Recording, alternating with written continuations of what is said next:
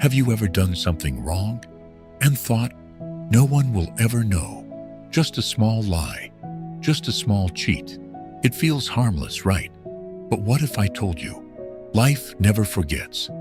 It watches quietly, and one day, it returns everything back to you, exactly the way you gave it. Let me tell you a story. Once upon a time, in a quiet town, filled with narrow streets and small shops, there lived a shopkeeper named Daniel. Daniel was known as a smart businessman. He always smiled, he spoke politely, and people trusted him. But there was something no one knew. Daniel was not honest. Every day, when customers came to his shop, he would cheat them, just a little, not enough to be noticed, just enough to make extra profit. If someone bought 1 kilo of rice, they got a little less. If someone bought sugar, the weight was never complete. Daniel would smile and say, "Thank you, come again," and people believed him. Daniel used to tell himself, "It's just a small thing. Everyone does it. No one is getting hurt." But slowly, that small thing became a habit, and that habit became his nature. In the same town lived a young boy named Ethan. Ethan was poor, but he was honest. He worked hard every day, helping his mother. Every morning, Ethan would come to Daniel's shop. He would buy flour, oil, and sometimes sugar. Daniel knew Ethan was simple, so he cheated him more than others. Poor people don't notice, he thought. One day, Ethan said something strange. "Daniel, your shop is always full." Daniel smiled proudly. "Of course, I am very good at business." Ethan nodded slowly and said, "My mother says, good business is built on truth." Daniel laughed. "Your mother is too simple," he replied. "In this world, smart people win." Ethan said nothing. He just took his bag and left. Days passed, weeks passed. Everything was normal, or so Daniel thought. One afternoon, a new man came into the town. He looked wealthy, well-dressed, confident, but he walked straight into Daniel's shop. "I need supplies in large quantity," he said. Daniel's eyes lit up. This was a big opportunity. The man introduced himself as a trader. He said, "I travel between cities. I need a reliable shopkeeper." Daniel smiled wider than ever. "You found the right person," he said.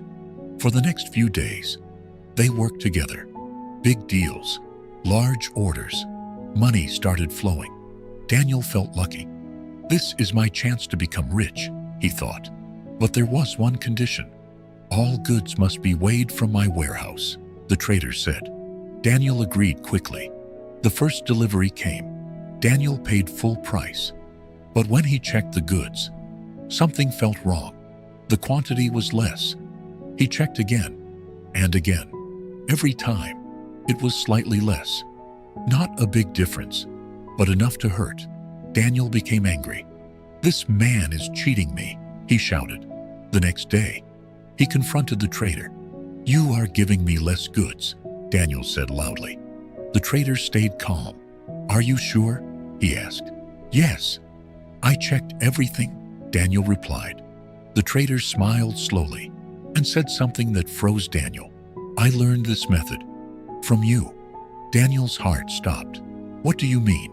he asked. The trader called someone inside. It was Ethan. Daniel's face turned pale. Ethan looked at him quietly. Then the trader spoke again. "This boy told me everything. How you cheat people, little by little.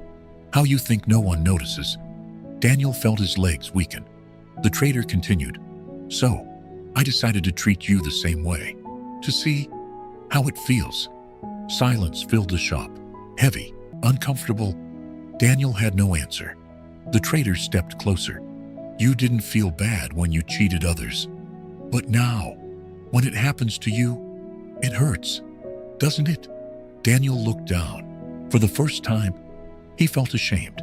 Ethan spoke softly. "My mother says, life is like a mirror. What you give comes back." Daniel's eyes filled with tears, not because of money, but because he finally understood. All those small cheats, were not small. They were seeds. And now, they returned. The traders said one last thing. "I won't do business with you, but I hope you learn." They left, and Daniel stood alone in his shop. That night, he could not sleep. He remembered every lie, every false weight, every customer he cheated. The next morning, everything changed.